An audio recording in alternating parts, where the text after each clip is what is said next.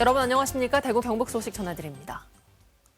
대권 야망을 품고 대구를 떠나는 홍준표 대구시장은 지역사회 숱한 반발에도 시정을 독단적으로 이끌었다는 지적을 받았습니다. 강단있는 행정가라는 시각도 있지만 갈등과 논란을 부르는 정책 결정자라는 혹평도 쏟아지고 있는데요. 홍 시장이 추진한 핵심 정책들을 재검토하라는 요구는 거세질 전망입니다. 지난 3년간의 시정을 박재영 기자가 돌아봤습니다. 홍준표 시장은 권영진 전 시장이 공론화 과정을 거쳐 확정한 지역 현안 사업을 순식간에 바꿔버렸습니다. 대구시 신청사 이전이 손꼽힙니다. 홍 시장은 빚을 내 사업하지 않겠다며 이전 터인 두류정수장 터 가운데 절반가량의 유류터를 매각하는 방안을 밀어붙였습니다. 주민들은 졸속 독단 행정이라며 규탄에 나섰고 시의회 예산 삭감, 관련 부서 폐지 등으로 갈등이 분출하며 좌초 위기에 내몰렸습니다. 시 공유재산 일부를 매각해 재원을 확보하는 대안을 마련했지만 이마저도 차질을 빚고 있습니다. 지금은 경기도 지금 침체되었고 그리고 또 요즘은 그런 물량권을 매매할 수 있는 지금 그 시점이 아닙니다. 시민들에게 꼭 필요한 이런 장소인데 그런 거는 다시 한번 검토해 봤으면 좋겠습니다. 대구 치수원 안동댐 이전은 대표적인 불통 행정으로 지목됩니다. 권 전 시장 임기 말 대구시와 구미시는 구미 해평 취수장 물을 대구가 공동 취수하는 협정을 체결해 해묵은 치수원 논쟁이 일단락되는 듯 했습니다. 하지만 홍 시장은 김장호 구미시장과 이견을 보이다 협정을 일방적으로 파기했고 안동댐 치수원 이전을 강행했지만 사업은 지지부진합니다. 의견도 수렴 안 하고 안부터 만들어가 여기에 제출해가지고. 권 전 시장이 시민의견 수렴을 통해 공감대를 형성한 제2대구료원 건립을 무산시킨 것도 일방통행식 행정으로 비판받습니다. 충분한 소통 없이 정책 등을 무리하게 추진하다 갈등을 일으키고 행정의 신뢰까지 떨어뜨린 사례도 있습니다. 북구 옛 경북도천터에 문화예술 허브를 조성하려던 계획은 돌연 대구교도소 터로 바뀌었다가 결국 북구로 유턴했습니다. 오락가락 행정 탓에 극심한 갈등만 부채질한 꼴이 됐습니다. 약속을 지키고 실천하는 것은 민주주의의 상식이며 공정한 국가 건설을 위한 핵심 가치임을 부정할 수 없을 것이다. 달성군 가창면을 수성구로 편입하려는 시도 역시 주민 간 극한 분열만 일으킨 뒤 슬그머니 없던 일이 되어버렸습니다. 이뿐만이 아닙니다. 홍 시장은 대구 경북 행정통합을 속도전으로 추진하다가 무산을 일방적으로 선언하고 경북도, 경북도의회, 의성군 등과도 충돌했습니다. 동대구역 박정희 동상 건립 역시 시민단체와 야당의 공론화 과정 요구를 외면했습니다. 대구시 인권증진위원회와 시민 원탁회의를 폐지해 반인권적, 반민주적 처사라는 비판을 받습니다. 공공기관 통폐합, 북구 도축장 폐쇄, 대폭 높아진 정책토론 청구 문턱 등도 시민사회단체는 불통과 독선의 상징으로 꼽습니다. 철장 검증을 통한 가감한 흔적 지우기와 소통과 참여, 인권, 생태, 돌봄, 시민연대 등을 기반으로 한 새로운 시정 운영 방식으로 전면 수정해야 대구시가 새로운 도약을 할 것으로 생각됩니다. 홍 시장은 100가지 혁신 가운데 63개를 끝내 한반도 3대 도시 위상을 되찾기 위한 기틀을 마련했다고 자평했습니다. 올 한 해 최고의 대구 시정은 전부 다입니다. 아마 100+1 수행 과정에서 우리가 했던 걸 기자 여러분들한테 다 배포를 했을 겁니다. 강단과 효율, 독선과 불통이라는 양면성을 지닌 홍준표 시장. 이제 대선 후보인 그가 대구시장 자격으로 추진했던 정책과 사업에 대한 냉철한 검증과 평가의 시간입니다. MBC 뉴스 박재영입니다. 대선에 출마하는 홍준표 대구시장이 취임 2년 10개월 만인 내일 시장직에서 사퇴합니다. 내일 오전 11시 대구시청 산격청사 대강당에서 열리는 홍 시장의 퇴임식에는 직원 100여 명이 참석할 예정입니다. 퇴임 이후 홍 시장은 오는 14일 서울 여의도에서 대선 출마를 공식 선언할 예정입니다. 한편 대구시민단체 연대회의 등 지역 10개 시민사회단체는 내일 오전 10시 산격청사 앞에서 홍준표 시장의 불통 행정을 규탄하는 집회를 개최할 예정입니다. 3년은 너무 길다라는 슬로건과 함께 대통령 퇴진을 목표로 창당한 정당 기억하십니까? 바로 조국혁신당인데요. 창당의 최대 목표는 달성한 가운데 앞으로는 검찰공화국이 발붙이지 못하게 하겠다며 검찰개혁을 정조준하고 있습니다. 조국혁신당의 차규근 대구시당 위원장을 권윤수 기자가 만나봤습니다. 네, 안녕하세요. 네, 안녕하십니까. 차규근입니다. 그 조국 혁신당이 창당할 때 대통령 퇴진이 목표였거든요. 네. 그래서 대통령 파면이 유독 남다르게 다가왔을 것 같은데 어떻습니까? 네, 저희가 3년은 너무 길다라는 구호를 외치면서 창당을 했습니다. 또 그 외에도 검찰 개혁, 또 사회권 선진국 등의 이제 공약도 있었는데요. 제일 대표적인 것 중에 하나가 이제 3년은 너무 길다였죠.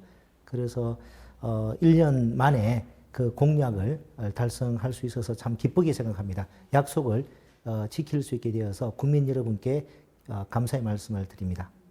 그 조국 전 대표는 혹시 이 대통령 파면에 대해서 메시지 남기신 건 없나요? 네. 그 3월 초에 미리 이제 파면될 걸 예상을 하고 편지를 한번 보내신 적이 있고요. 또 최근에도 한 번 더 편지를 보내셨습니다.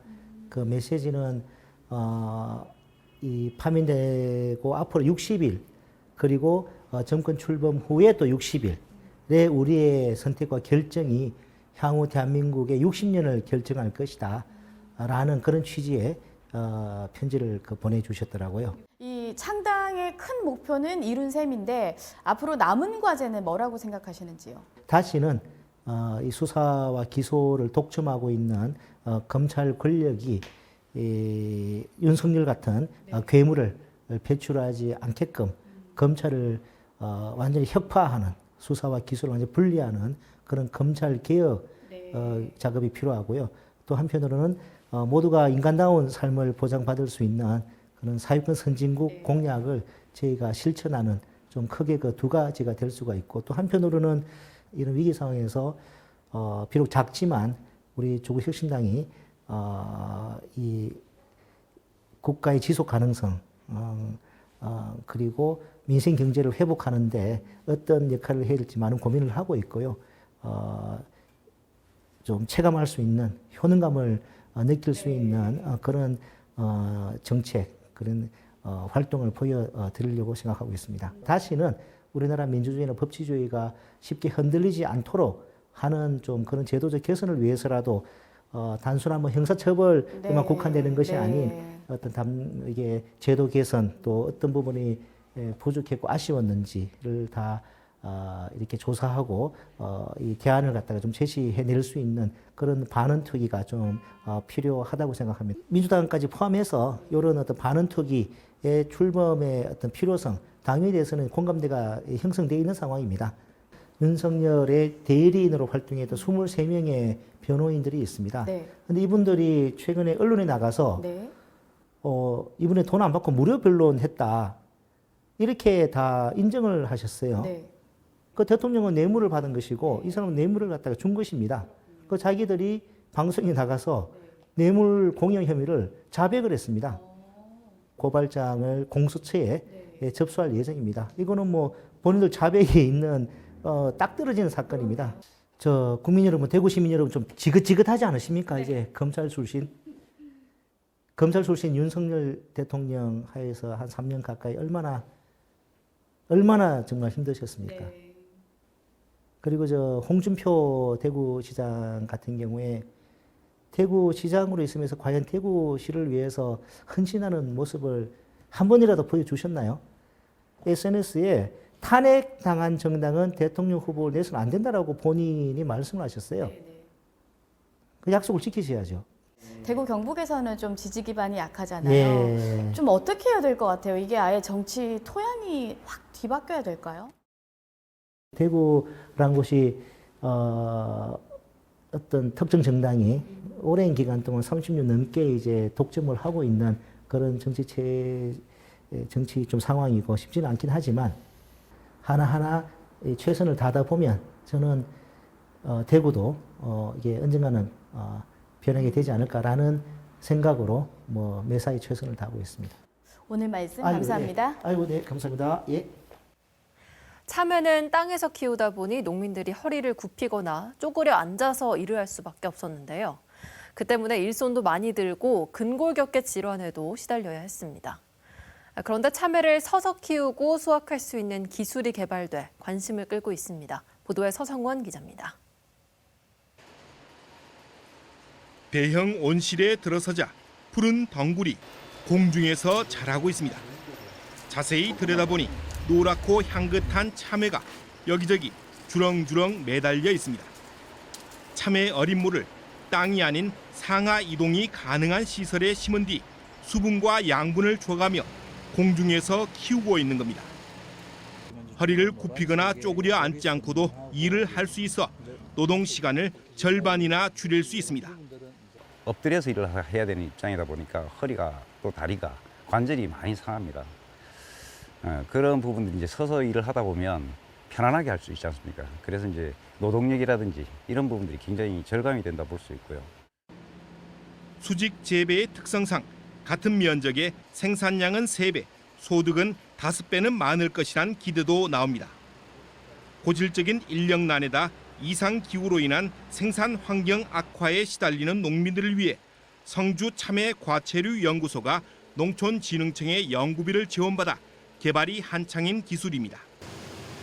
기업, 대학과는 수직 재배에 적합한 에너지 절감형 시스템도 연구하고 있습니다. 올해부터는 농촌진흥청과 TF팀을 만들어서 현재 참외 농가에서 많이 보유하고 있는 그 시설 형태에 적합한 그리고 보다 좀 저가에 농가에서 쉽게 수용할 수 있는 그런 기술을 함께 개발해 나갈 계획입니다. 생육과 과실 데이터를 분석해 최적의 수확 시기를 예측하는 수확용 협동 로봇에 관한 연구도 한창입니다. 경북 성주에서만 해마다 2천만 개의 접목을 한 참외 모가 필요하지만 전문 인력의 고령화로 어려움을 겪고 있는 만큼 영상 기반 접목 로봇을 참외에 적용해 시간당 800개를 접목하는 기술도 연구하고 있습니다. 앞으로는 농촌진흥청과 더불어서 노동시간 투하가 많은 선별 포장 작업의 자동화도 만들어 나갈 계획입니다.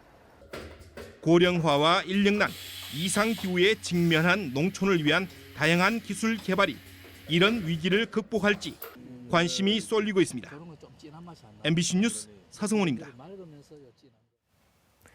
대선 출마를 선언한 유승민 전 국민의힘 국회의원이 대구 헬기조종사 분향소와 안동 산불 현장을 찾아 피해자와 유가족을 위로했습니다.